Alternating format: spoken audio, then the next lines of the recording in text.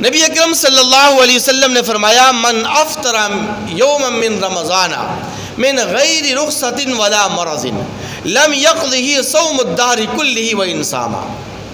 کہ جو آدمی بغیر کسی شرعی عذر کے، بغیر کسی رخصت اور بغیر کسی بیماری کے رمضان کا ایک روزہ بھی چھوڑ دے تو وہ پوری زندگی روزے رکھتا رہے تب بھی رمضان المبارک کے روزے کا اجر و ثواب وہ نہیں پا سکتا ہے۔ رمضان کے روزے کی اتنی فضیلت اور اہمیت ہے، لیکن علماء نے لکھا ہے کہ وہ خواتین، ہماری وہ مسلمان مائیں بہنیں کہ جو ماہواری کے ایام میں ہیں، تو ان کو روزہ رکھنے کی اجازت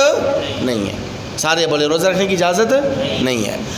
ان کو اللہ تبارک و تعالی جب رمضان المبارک کے بعد وہ روزے رکھیں گی اپنے قضا روزے، تو ان کو رمضان المبارک کے روزوں کا اجر و ثواب ضرور ملے گا، کیونکہ شرعی عذر تھا۔ اسی طرح کوئی آدمی مسافر ہے یا بیمار ہے اور روزہ نہیں رکھ سکتا، تو چونکہ شریعت نے اس کو بھی رخصت دی ہے، اس لیے وہ آدمی بھی جب رمضان کے بعد قضا کرے گا تو امید واثق ہے کہ اللہ تبارک و تعالیٰ اس کو روزوں کا، رمضان المبارک کے روزوں کا اجر و ثواب ضرور عطا فرمائیں گے۔ اس کے علاوہ جو بھی آدمی بغیر کسی شرعی عذر کے رمضان کا ایک روزہ چھوڑ دے، وہ پوری زندگی روزہ رکھتا رہے تو اس کے روزے کا اجر و ثواب اور رمضان کے روزے کا اجر و ثواب کو حاصل نہیں کر سکتا۔ دوسرا مسئلہ، روزے کی حالت میں دانت اور داڑھ نکلوانے سے بھی روزہ فاسد ہو جاتا ہے۔ کیوں؟ اس لیے کہ جب دانت اور داڑھ نکلوائیں تو ظاہر سی بات ہے خون ضرور نکلتا ہے، اور وہ خون حلق کے اندر بھی بے اختیار پہنچ جاتا ہے۔ تو اس لیے روزے کی حالت میں دانت اور داڑھ نکلوانے سے اپنے آپ کو بچائیں، اس سے روزہ فاسد ہو جائے گا اور اس کے ذمے پر روزے کی قضا لازمی ہو جائے گی۔ اسی طرح بعض لوگوں کو مسوڑوں میں تکلیف ہوتی ہے اور دانتوں سے اور مسوڑوں سے خون اور پیپ نکلتی رہتی ہے، اور وہ خون اور پیپ کا ذائقہ انہیں حلق تک محسوس ہوتا ہے اور حلق سے وہ نیچے اتر جاتا ہے، تو ایسی صورت میں بھی روزہ فاسد ہو جائے گا، روزہ ٹوٹ جائے گا، تو اس کے ذمے پہ روزے کی قضا لازمی ہو جائے گی۔ تیسرا مسئلہ، روزے کی حالت میں ناک اور کان کے اندر تر دوا ڈالنا، ناک میں کان میں تر دوا ڈالی یا خشک دوا ڈالی اور وہ دوا جوف دماغ تک پہنچ گئی یا حلق سے نیچے اتر گئی یا حلق تک ذائقہ محسوس ہو گیا، تو اس سے بھی روزہ فاسد ہو جائے گا، روزہ ٹوٹ جائے گا۔ اس روزے کے بدلے میں رمضان کے بعد پھر روزے کی قضا لازمی ہو جائے گی۔ اسی طرح چوتھا مسئلہ کہ کسی بھی چیز کا منہ میں ڈال کر حلق سے نیچے اتار لینا، لیکن اس میں تفصیلات ہیں۔ اگر تو وہ چیز ایسی ہے کہ جو عادتاً غذا یا دوا کے طور پر استعمال ہوتی ہے اور اس کو کھایا جاتا ہے، تو اور کسی نے یہ جان بوجھ کر یہ چیز کھا لی جو دوا اور غذا کے طور پر کھائی جاتی ہے، استعمال ہوتی ہے، تو اور جان بوجھ کر اس نے کھا لی، تو پھر صرف قضا نہیں ہے بلکہ قضا کے ساتھ ساتھ کفارہ بھی ہے۔ لیکن ایسی چیز کہ جو دوا اور غذا کے طور پر عادتاً استعمال نہیں ہوتی، کھائی نہیں جاتی، مثلا کسی آدمی نے تیلا منہ میں رکھا اور وہ تیلا حلق سے نیچے اتر گیا،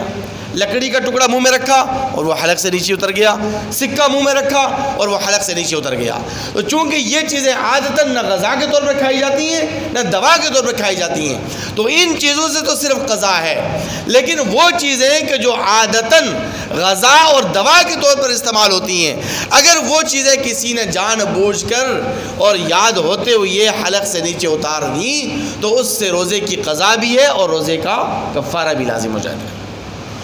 اسی طرح پانچویں چیز جان بوجھ کر قے اور الٹی کرنا،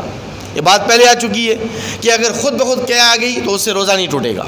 اس سے روزے میں کوئی فرق نہیں پڑتا، لیکن کسی نے اپنی انگلیاں حلق میں ڈالیں اور جان بوجھ کر اس نے قے کی اور الٹی کی تو اس سے روزہ فاسد ہو جائے گا، روزہ اس سے ٹوٹ جائے گا اور روزے کی قضا لازم ہو جائے گی اور واجب ہو جائے گی۔ اسی طرح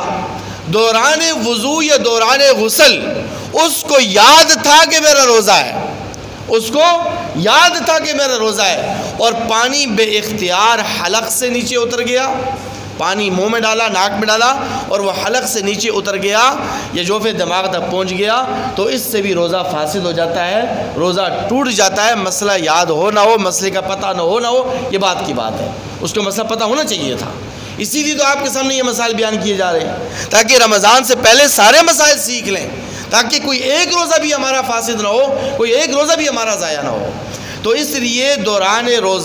روزہ رمضان جب بھی آپ غسل کریں یا وضو کریں تو احتیاط کے ساتھ وضو اور غسل کریں، تاکہ وہ پانی حلق سے نیچے نہ اتر جائے۔ اگر اتر گیا پانی تو روزہ فاسد ہو جائے گا، اس کی قضا لازمی ہو جائے گی۔ اسی طرح بڑا اہم مسئلہ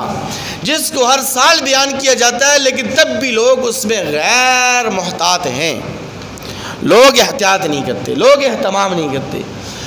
اور وہ ہے سحری اور افطاری کے اندر تساہل اور سستی سے کام لینا۔ لوگ سحری کے وقت اذان کا انتظار کرتے ہیں کہ ابھی تک اذان نہیں، ابھی تو ٹائم بہت پڑا ہوا ہے، ابھی اذان ہوگی تب روزہ بند ہوگا۔ افطار کے لیے بھی لوگ انتظار کر رہے ہوتے ہیں کہ مؤذن صاحب اذان دے کے تب ہم افطار کریں گے۔ بھائی یاد رکھیں کہ اذان کا تعلق نہ سحری سے ہے نہ افطاری سے ہے۔ بھائی اذان کس کے لیے دی جاتی ہے؟ سارے بولیں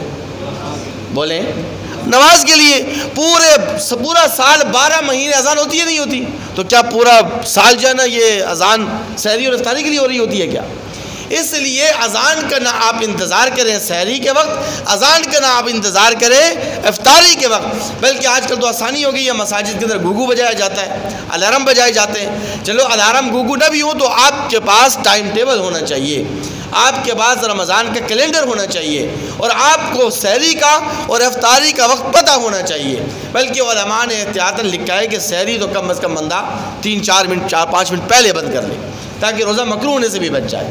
لیکن افطاری کے وقت فوراً افطار کریں، اس میں بھی تاخیر جو ہے نا وہ مناسب نہیں ہے۔ تو اس لیے اذان کا انتظار نہ کیا جائے۔ اذان کا تعلق نہ سحری کے ساتھ ہے نہ افطاری کے ساتھ ہے، بلکہ جب سحری کا وقت ختم ہو جائے تو فوراً روزہ جو ہے نا بند کر دینا چاہیے۔ اگر کسی آدمی نے مسئلہ معلوم تھا یا نہیں وہ بات کی بات ہے، وہ اس کا اپنا مسئلہ ہے۔ اگر کسی آدمی نے روزے کا وقت ختم ہوا، سحری کا وقت ختم ہوا اور وہ کھاتا پیتا رہا تو اس کو روزہ نہیں ہوا، اس کے روزہ فاسد ہے، اور رمضان المبارک کے بعد روزے کی قضا کرے۔ اسی طرح جو لوگ دمے کے مریض ہوتے ہیں، دمے کے مریض وہ گلے کی نالیوں کے لیے پمپ کا استعمال کرتے ہیں، اور یہ پمپ 2 قسم کے ہوتے ہیں۔ بعض پمپ ایسے ہیں کہ جن میں صرف آکسیجن ہوتی ہے، ہوا ہوتی ہے، اس سے روزے میں کوئی فرق نہیں پڑتا، اس کی علماء نے اجازت دی ہے کہ دمے کے مریض وہ پمپ استعمال کر سکتے ہیں۔ لیکن آج کل اور عام طور پر جو پمپ استعمال ہوتے ہیں گلے کی نالیوں کے لیے، اس میں دوا کے ذرات لازمی شامل کیے جاتے ہیں، تبھی جا کر وہ آکسیجن اور وہ پمپ مؤثر ہوتے ہیں۔ تو اگر ایسے پمپ استعمال ہوں کہ جس میں دوا کے ذرات شامل ہوں، آکسیجن بھی ہو لیکن ساتھ ساتھ دوا کے ذرات بھی اس میں موجود ہوں، تو پھر روزہ فاسد ہے۔ پھر ایسے مریضوں کے لیے حکم یہ ہے کہ وہ رمضان المبارک کے روزے نہ رکھیں، وہ معذورین میں شامل ہیں، وہ رمضان المبارک کے بعد اپنے روزوں کی قضا کریں۔ اسی طرح آخری صورت یہ ہے کہ اگر کسی آدمی نے روزہ رکھا اور روزہ رکھنے کے بعد وہ اتنا بے حال ہو گیا کہ اگر اس کا روزہ نہ توڑا گیا، اس کا روزہ اگر نہ افطار کرایا گیا تو پھر اس کی جان جانے کا خطرہ ہے۔ تو ایسی شدید مجبوری میں اگر کسی نے اپنا روزہ توڑ دیا تو چونکہ جان بچانا یہ فرض ہے، شریعت نے جان کی بڑی قدر و قیمت لگائی ہے، تو اگر شدید مجبوری ہے اور روزہ توڑنا پڑا تو ایسی صورت میں بھی روزے کی قضا ہے، کفارہ اس کے لازم نہیں ہے۔ انشاءاللہ العزیز جمعۃ المبارک کے موقع پر وہ چیزیں آپ کے سامنے عرض کی جائیں گی کہ جن سے روزہ فاسد بھی ہو جاتا ہے اور قضا کے ساتھ ساتھ اس کا کفارہ بھی واجب ہو جاتا ہے۔ روزے کا کفارہ کیا ہے اور کون کون سی صورتیں کہ جس میں کفارہ بھی واجب ہو جاتا ہے، وہ انشاءاللہ جمعۃ المبارک کے موقع پر اللہ